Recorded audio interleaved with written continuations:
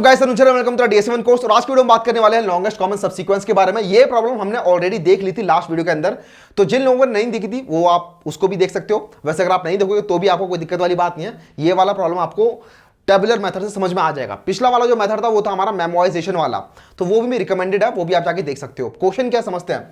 Question है कि आप लोगों को दे रखे हैं दो स्ट्रिंग्स दे रखी हैं और उनके अंदर आपको बताना है लॉन्गेस्ट कॉमन सबसीक्वेंस। जैसे अगर आप लोग यहां देखोगे तो एक स्ट्रिंग है ABCAB और यह है दूसरी AECB। इसके अंदर ACB ये एक ऐसी सबसीक्वेंस है जो दोनों के अंदर है एंड जिसकी लेंथ सबसे बड़ी है, ठीक है। तो ये होगा हमारा लॉन्गेस्ट कॉमन सबसीक्वेंस जिसकी लेंथ है 3। तो हमें यही रिटर्न करना है। तो आज हम देखेंगे कैसे आप ये बता सकते हो कि लेंथ क्या होगी उसकी, और आप वो स्ट्रिंग भी रिटर्न कर रहे होगे, ठीक है। हमने लास्ट वीडियो में देखा नहीं था कि कैसे आप स्ट्रिंग रिटर्न कर रहे होते हो, तो वो भी आज समझ लेंगे। तो काफी इंपॉर्टेंट क्वेश्चन हो जाता है यार ये, LCS इसे हम कहते हैं। इसकी हेल्प से इसके काफी सारे वेरिएशन होते हैं जो हम अगली वीडियो में देखेंगे। मल्टीपल डिफरेंट टाइप के क्वेश्चन सॉल्व हो रहे होते हैं प्रोग्रामिंग के अंदर, तो LCS को समझना बहुत जरूरी है। तो आप जरा समझते हैं कि इस वाले सॉल्यूशन में क्या डिफरेंस है, ठीक है। पिछले वाले सॉल्यूशन से ये वाला सॉल्यूशन बेटर है, बेकार है, क्या है।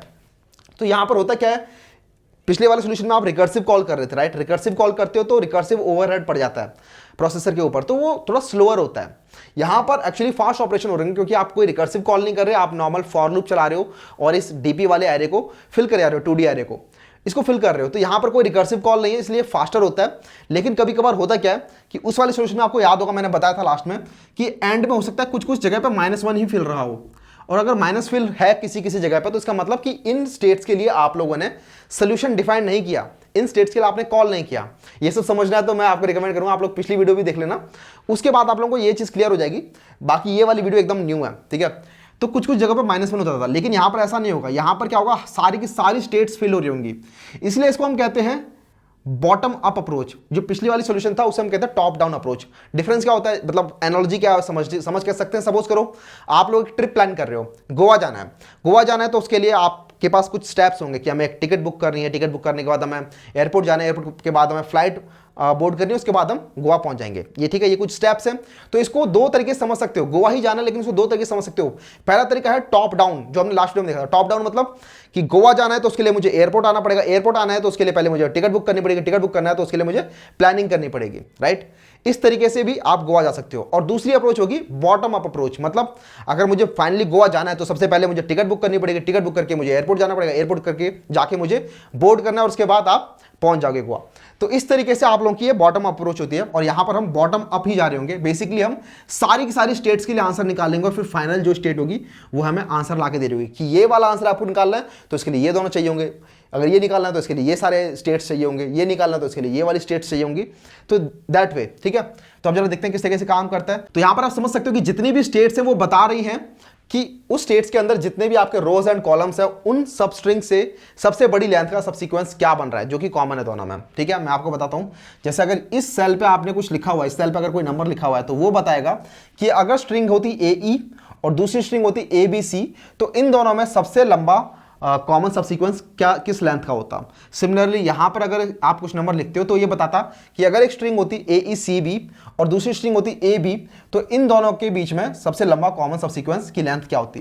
तो बेसिकली ये सेल वो रिप्रेजेंट कर रहे हैं, तो आपको दिख रहा होगा कि फाइनली ये वाला सेल वो रिप्रेजेंट करेगा कि इस पूरी स्ट्रिंग में और इस पूरी स्ट्रिंग में सबसे लंबा कॉमन सबसीक्वेंस किस लेंथ का है। तो इस तरीके से पूरा का पूरा फिल होता रहेगा। अच्छा, और यहां पर जो 0 लिखा है ये भी आपको समझ में आ रहा होगा। ये बेसिकली क्या डिनोट कर रहा है कि किसी भी स्ट्रिंग के लिए अगर एक एम्प्टी स्ट्रिंग के साथ आप लॉन्गेस्ट कॉमन सबसीक्वेंस निकालोगे तो वो 0 लेंथ का होगा, क्योंकि एम्प्टी सबसीक्वेंस को हम नहीं कंसिडर करते हैं, ठीक है।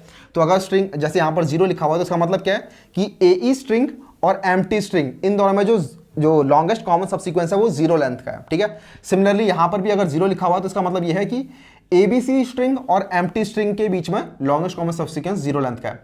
तो हमने ये कंसीडर कर लिया। अब इसके बाद जरा फिल करना स्टार्ट करते हैं। तो फिल करने का रूल क्या है, तो अगर दो कैरेक्टर्स मैच कर रहे हैं, किसी भी सेल को फिल करना है उसके अंदर अगर दो कैरेक्टर्स मैच कर रहे हैं, जैसे A और A मैच कर रहा है, तो आप फिल करोगे जो भी इसके ऑपोजिट, डायगोनली ऑपोजिट से जो भी आ रहा है +1। तो डायगोनली ऑपोजिट पर 0 है, 0 + 1 विच इज 1। ये क्यों लिखा है मैंने आपको मैं बताऊंगा बाद में, अभी फिलहाल आप समझो क्या रूल है। और अगर दोनों मैच नहीं कर रहे हैं, जैसे A और B मैच नहीं कर रहा और हमें ये सेल फिल करना है और A और B मैच नहीं कर रहे हैं, तो हम क्या करेंगे, इस साइड से या तो ऊपर की साइड से या फिर लेफ्ट साइड से जो भी सबसे बड़ा होगा वो हम लिख देंगे, ठीक है। तो 0 और 1 में क्या बड़ा है, 1, तो 1 को लिख देंगे। बस यहां पर दो रूल हैं कि अगर तो अगर दोनों मैच कर रहे हैं, इफ S1 का i-1 और S2 का j-1, जैसे यहाँ पर ये i जो है वो हमारा 0 से स्टार्ट हो रहा है, राइट। तो अगर हमें कोई भी कैरेक्टर एक्सेस करना है तो उसके अंदर हमें i-1 करना पड़ेगा, ठीक है, क्योंकि यहाँ पर ये जो DP है वो 0 से स्टार्ट हो रहा है और ये 1 इंडेक्स पे है, इसीलिए मुझे 1 माइनस करना पड़ रहा है। तो अगर S1 का i-1 S2 के j-1 के साथ मैच कर रहा है, जैसे यहाँ पे A और A मैच कर रहे हैं, तो हमें अगर उसको फिल करना है तो हम फिल करने के लिए क्या करेंगे, इसके डायगोनली ऑपोजिट जाएंगे, मतलब इसके पहले वाले में विच इज i-1 j-1, ये वाली इंडेक्स में +1 कर देंगे इसके अंदर, ठीक है। और अगर मैच नहीं कर रहे हैं तो हम इन दोनों में से कोई भी मिनिमम वाले को चूज कर लेंगे, ठीक है। तो उसके लिए मैं लिखूंगा एल्स DPij कैसे फिल करेंगे कि जो भी DPi-1j मतलब एक रो ऊपर जाके सेम कॉलम में, या फिर एक कॉलम पीछे आके सेम रो के अंदर जो भी इन दोनों में से जो मैक्सिमम होगा वो वाली चीज़ को हम यहाँ पे फिल कर देंगे। तो इस तरीके को अगर आप फॉलो करते हो, इसको पूरा फिल करोगे तो कैसे फिल होने वाला जरा समझते हैं। तो यहाँ पर देखो A और C मैच नहीं कर रहे, राइट, A और C मैच नहीं कर रहे, तो हम क्या करेंगे, इसमें और इसमें जो भी मैक्सिमम होगा उसको लिख देंगे। तो यहाँ पे 1 लिख देंगे। A और A मैच कर गया तो हम क्या करेंगे, यहाँ पर जो इसका डायगोनली ऑपोजिट होगा उसमें +1 कर देंगे। हम यहाँ पर लिख दिया 1। और यहाँ पर A और B मैच नहीं कर रहे तो हमने दोनों में से जो भी मैक्सिमम होगा 1 और 0 में जो मैक्सिमम होगा उसको लिख दिया 1। अब यहाँ पे हो क्या रहा जरा समझते हैं।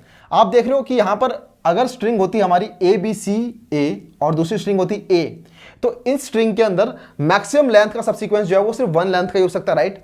तो वो पूरे स्ट्रिंग के अंदर 1 ही आ रहा है। आप देख रहे हो A से A में ये वाला स्ट्रिंग मिल जाएगा A और AB के अंदर भी A लेंथ का हो सकता है, A और ABC के अंदर भी A लेंथ का हो सकता है, इवन A और ABCA के अंदर भी A ही 1 लेंथ का ही हो सकता है, ठीक है। तो इसलिए यहाँ पर भी 1 लिखा है। तो इस तरीके से आप फिल करते चलोगे और फाइनली आपका आंसर आ जाएगा।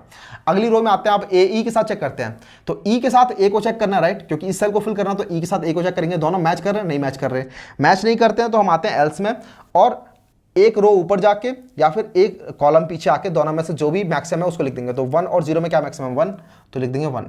सिमिलरली E और B मैच कर रहे हैं, E और B मैच नहीं कर रहे, तो इन दोनों में जो भी मैक्सिमम होगा वो लिख देंगे। तो मैक्सिमम है 1, यहाँ पर भी मैच नहीं कर रहा, 1 1 1। तो इस तरीके से हो गया। अब अगले को पकड़ते हैं C को, ठीक है। तो C और A मैच कर रहे हैं, नहीं, C और A मैच नहीं कर रहे, तो दोनों में से जो मैक्सिमम होगा 1 और 0 में मैक्सिमम क्या है 1, तो 1 लिख देंगे। C और B मैच नहीं कर रहे तो अगेन लिख देंगे 1। C और C मैच कर रहे हैं आप, लेकिन ठीक है, C और C वहां पर मैच कर रहे हैं तो हम क्या करते हैं, डायगोनली ऑपोजिट जाते हैं और इसके अंदर +1 कर देंगे। तो डायगोनली ऑपोजिट पर 1 है, 1 + 1 हो जाएगा 2। अगला C और A मैच नहीं कर रहा, C और A मैच नहीं कर रहा, तो 1 और 2 में से मैक्सिमम क्या है 2, तो 2 को लिख देंगे, 2 हमने लिख दिया। C और B मैच नहीं कर रहे तो 1 और 2 में मैक्सिमम क्या है 2, तो 2 लिख दिया हमने। तो यहां पर हो क्या रहा है कि AEC के अंदर और ABC के अंदर आपको दिख रहा है AC लेंथ है, AC सबसीक्वेंस है जो कि दोनों में कॉमन है और सबसे लंबा है, तो इसलिए यहां पर 2 लिखा आ रहा है, वो आ रहा है AC की वजह से, ठीक है। इवन ABCAB इस वाले के अंदर भी जाओगे तो भी 2 ही बन के आएगा जो कि है AC। अब जरा लास्ट वाले को फिल करते हैं। क्या B और A मैच कर रहा है, नहीं मैच कर रहा, तो इन दोनों में से जो बड़ा होगा वो लिख देंगे, तो 1। क्या B और B मैच कर रहा है, हाँ B और B मैच कर रहा है, तो हम क्या करेंगे, डायगोनली ऑपोजिट जाएंगे और उसके अंदर +1 कर देंगे। तो 1 + 1 विच इज 2। ये हो क्यों रहा है, यहाँ पर 2 क्यों आया, तो बेसिकली यहाँ पर AB बन रहा है और यहाँ पर देखो ये भी AB है, ठीक है। तो यहाँ से सबसीक्वेंस निकलेगा AB और इस वाली स्ट्रिंग से भी सबसीक्वेंस निकलेगा AB। तो ये सेल बता रहा है कि अगर आपके पास स्ट्रिंग होती AB और दूसरी स्ट्रिंग होती AECB, तो इन दोनों के बीच में लॉन्गेस्ट कॉमन सबसीक्वेंस जो होता है वो 2 लेंथ का होता। आगे मूव करते हैं। क्या B और C मैच कर रहे हैं, नहीं मैच कर रहे, तो इन दोनों में जो मैक्सिमम होगा वो लिख देंगे। तो 2 ही मैक्सिमम है, 2 को लिख दिया। B और A क्या मैच कर रहे हैं, नहीं मैच कर रहे, तो दोनों जो मैक्सिमम होगा वो लिख देंगे। तो 2 और 2 मैक्सिमम 2 ही होने वाला है, लिख देंगे। क्या B और B मैच कर रहे हैं, हाँ मैच कर रहे हैं, तो इस वाले में +1 कर देंगे, 2 + 1 विच इज 3। तो हमारा फाइनली यहां पर आंसर आ रहा है 3। अब जरा देखते हैं 3 आंसर कैसे आ रहा है। तो अगर इस 3 आंसर को हमें रीट्रेस करना है तो उसके लिए हमें पता है कि जो 3 है वो कहां से आया है, क्या ऊपर से या इधर से आया, नहीं यहां से नहीं आया। अगर यहां से आया होता तो इन दोनों में से कोई ना कोई एलिमेंट इस 3 के बराबर होता। इसका मतलब ये +1 करके आया है। तो अगर +1 करके आया तो इसका मतलब ये डायगोनली ऑपोजिट वाली साइड से आया +1 करके। तो डायगोनली ऑपोजिट साइड का मतलब कि ये वाली जो स्ट्रिंग है B जो है वो इंक्लूडेड होगी आंसर के अंदर। तो हम लिख देंगे आंसर के अंदर एंड में लगा देंगे B, ठीक है, कि B हो सकता है। हम क्या करेंगे 3 लेंथ, क्योंकि हमें पता है 3 लेंथ का होने वाला है, तो 3 लेंथ का हम एक कैरेक्टर एरे बना लेंगे और इसके लास्ट में भर देंगे B। अब हम ऊपर आ गए। अब देखते हैं 2 कहाँ से आया है। तो 2 हमें पता है कि ये पक्का लेफ्ट साइड से आया है।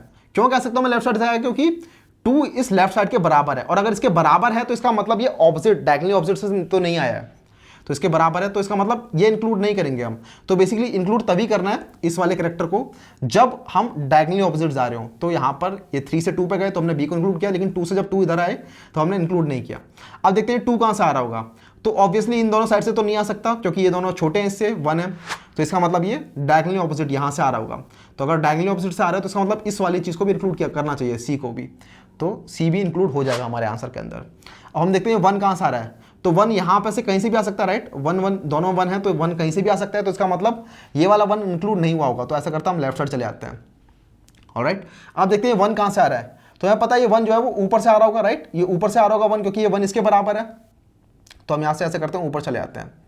अब देखते हैं ये वाला 1 कहाँ से आ रहा है। तो ये वाला 1 हमें दिख रहा है कि ना तो यहाँ से आ सकता ना यहाँ से आ सकता, तो इसका मतलब पक्का डायगोनली ऑपोजिट साइड से आ रहा है, और हमें दिख भी रहा है डायगोनली ऑपोजिट से हमने निकाला था। तो जब हम ऊपर जा रहे हैं तो इसको हम लिख देंगे यहाँ पर ए। तो हमें दिख रहा है हमारा आंसर भी रिट्रेस हो गया ACB, जो हमारा लॉन्गेस्ट कॉमन सबसीक्वेंस बन रहा था। तो इस तरीके से ये वाला सॉल्व होता है यार, आपको दिख रहा होगा, बहुत ही इजी कोड है इसका। आपको बस ये इफ एल्स करना है, फिर कंडीशन, और उसके बाद आप लोग को ये डीपी वाला एरे फिल करना है, और इससे आप लोग बता सकते हो कि क्या लेंथ का लॉन्गेस्ट कॉमन सबसीक्वेंस है। उसके बाद इसको रिट्रेस करना भी बहुत आसान हो जाता है। तो अब जरा इसका हम कोड भी देख लेते हैं, आप लोग को और क्लियरली समझ में आने वाला है उससे। तो ये हमारा पिछला वाला कोड था, आपको याद होगा, ये वाला हमने देखा था। इसके अंदर हमने देखा था रिकर्सिव मेथड, राइट। ये हमारा रिकर्सिव कॉल हो रहा है, LCS util नाम का एक फंक्शन है जो कि हम रिकर्सिवली कॉल कर रहे हैं यहाँ पर और यहाँ पर नीचे। सेम फंडा है वैसे तो, लेकिन इस बार हम कर रहे हैं फॉर लूप की हेल्प से। इसमें हम रिकर्सिवली नहीं जा रहे होंगे, तो उसको मैं कमेंट कर देता हूँ। तो ये जो ऊपर वाला पार्ट था मैंने कमेंट कर दिया, डीपी एरे को -1 से फिल कर रहे थे, वो मैंने कमेंट कर दिया। और नीचे वाले पार्ट को भी हमने पूरा कमेंट कर दिया। एक नया फंक्शन हम बनाने वाले हैं। तो वो function basically again LCS util नाम से मैंने बना दिया, जिसके अंदर हम M और N ले रहे हैं, A और B स्ट्रिंग की लेंथ है ये रिस्पेक्टिवली, और एक DP एरे ले रहे हैं। इसके अंदर सब जगह पे 0 फिल हो रखा है, ठीक है। जब आप एरे बनाते हो, DP मतलब कोई भी एरे बनाते हो आप लोग जावा के अंदर, तो उसके अंदर बाय डिफॉल्ट 0 फिल हो रखा होता है पहले से, तो हमें 0 फिल करने की जरूरत नहीं है कहीं भी।